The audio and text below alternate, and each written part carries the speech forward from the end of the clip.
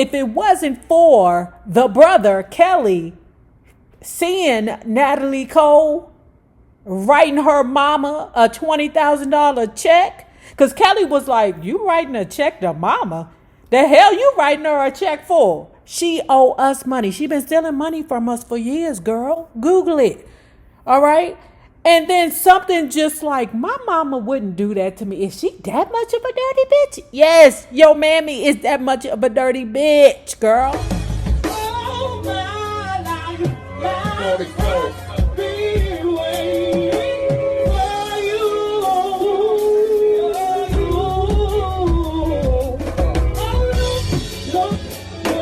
No, how you do.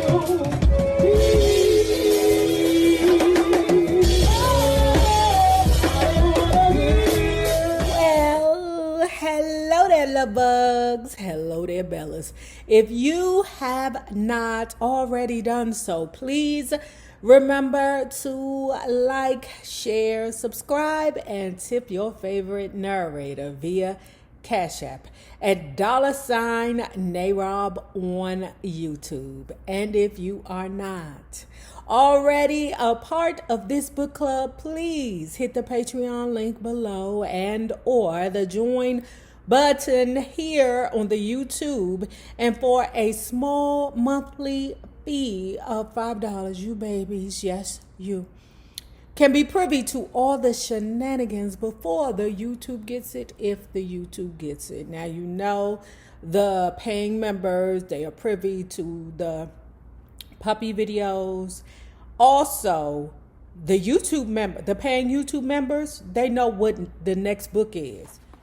When we got a call to come down to Mom's tax attorney's office to sign a piece of paper, we did what we'd been taught by our mother to do. We brought an attorney with us. My mother hit the ceiling when she saw our lawyer. To this day, she still is furious at Kyle Leprosity, the wonderful woman, that's a woman, who represented us. Oh, that's Kylie. Kylie did a hell of a good job. I mean, she got to know this family very well and got to the bottom of this case. My mother was upset, and when we reminded her that she was the one who gave us the advice to have a lawyer when you signed anything, she bristled and said, I meant that advice for dealing with everybody else, but not with me. When we walked into the situation, we had no idea what was going on. The whole mess simply unfolded before our eyes. The ones who took it the hardest were my brother and my twin sisters. They were closest to her. They thought she had been generous to them. It was hard enough to have lived all of their lives believing that our father never mentioned us in his will. For them, it was crushing to learn that their own mother had concealed the truth from them.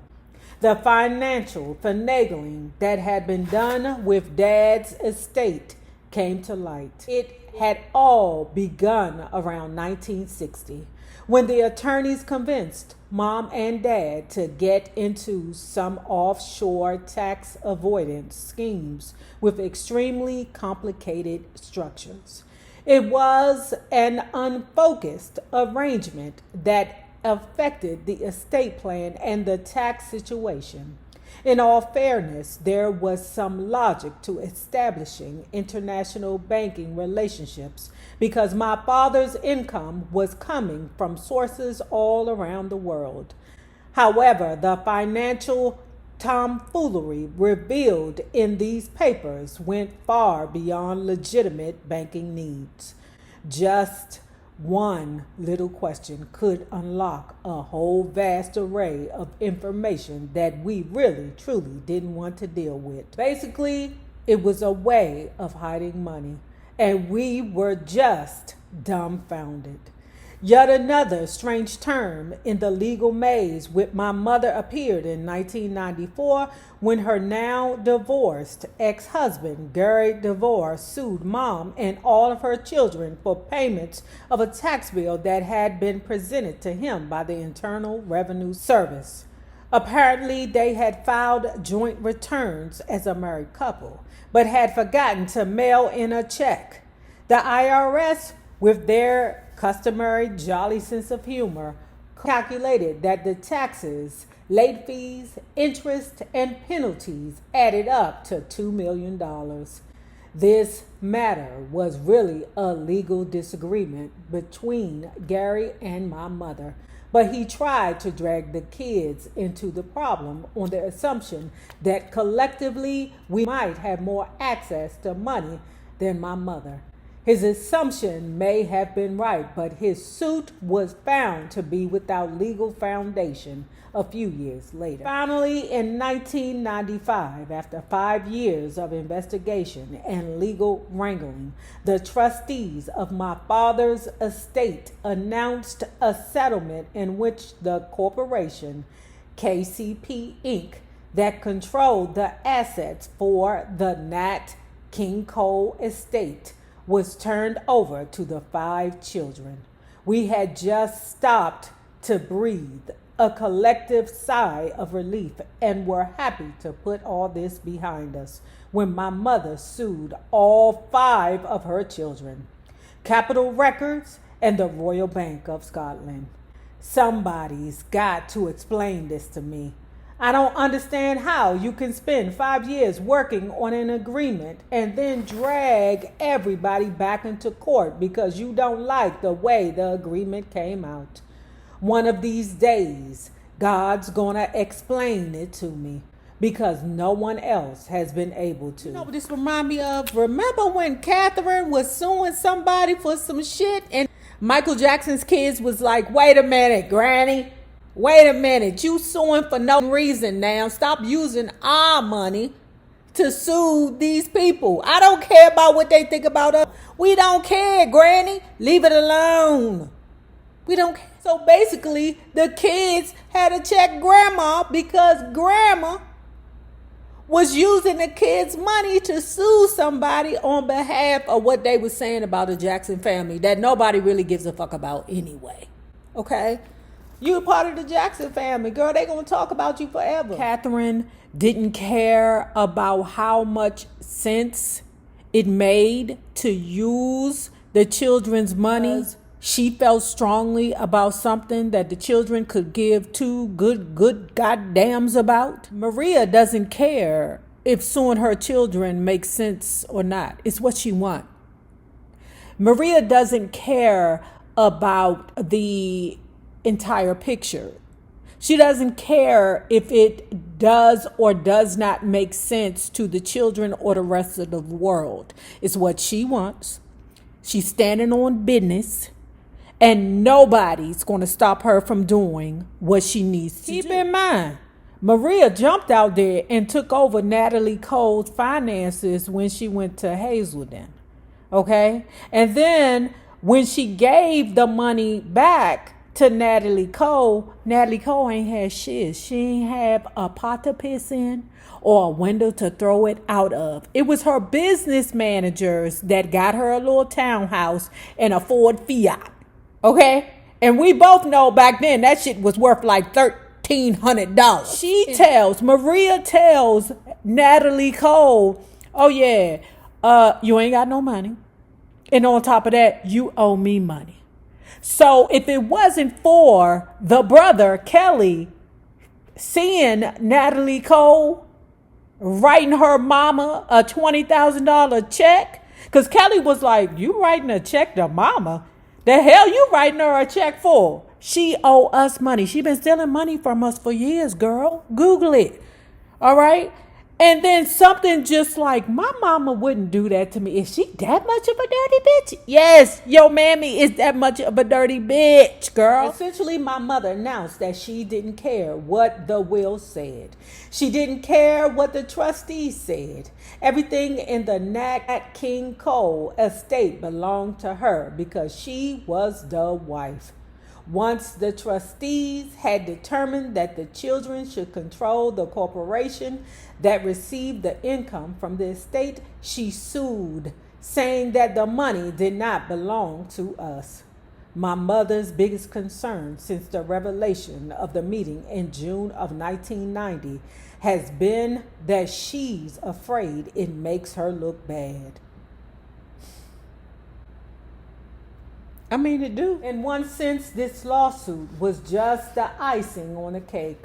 Our family was pretty fragmented already, but the public spectacle of Mrs. Nat King Cole suing her children was too delicious for the press to ignore. The newspaper and some TV news programs jumped on it with glee. Although she clearly had issues with all her children all the time, the focus was on me. Today, I'm able to look at it more objectively than I could have even 5 years ago. I don't hold bitterness, but I do want accountability. That's something my brother was able to do as he was dying in the fall of 1995. He found that being accountable and recognizing the truth as the truth and embracing it really does set you free. Oh my goodness, you don't have to be afraid of anything. You don't have to be afraid that it's going to come back and haunt you because it's truth. I think he was great about confronting himself, his life, and his family. He knew this about this family. We would laugh about it because you can't choose your family. You can choose your friends and you can choose your spouse and you can choose where you want to go on vacation, but you can't choose your family. God just gives you what you're supposed to have. One of the people who has tried very hard to bridge this gap between my mother and me is my friend and manager, Dan Cleary. When the Rock and Roll Hall of Fame Foundation wanted to induct my father in 2000, they called Dan and asked if I would accept a plaque on behalf of the family.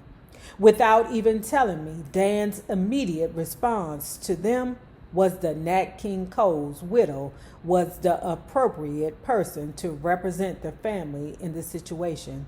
And when he told me what he said, I agreed completely. My mom apparently was pleased to be asked, said she would come to accept the plaque and agreed to provide a piece of Nat King Cole's memorabilia from her personal collection for the Rock and Roll Museum. Everything was fine until the foundation people called Dan back and candidly admitted that because of my visibility in the music industry, it would be important to have me at the ceremonies.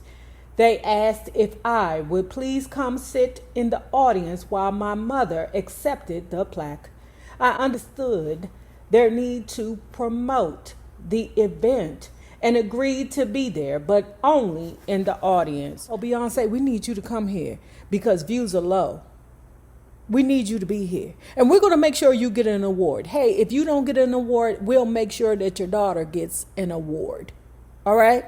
But we need you to be here, girl. When my mother was informed that I would be attending, she canceled and suddenly she couldn't find a piece of Nat King Cole memorabilia for the museum either. That's a dirty bitch. My twin sisters, Timalon and Casey, and I accepted the plaque on behalf of the family. My father was smiling down on us and my mother was at home. Tisk, tisking at the television set. And Dan, who tried to do the right thing, my mother is no longer speaking to him. What am I supposed to make of that? What am I supposed to understand about how my mother feels about me from the fact that I invited her to share in the celebration of my 50th birthday and she declined? Even though she'd come to Los Angeles from her home in Florida and was staying in town with my sister that entire week.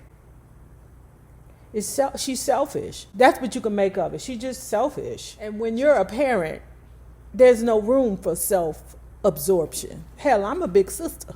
And there's no room for self.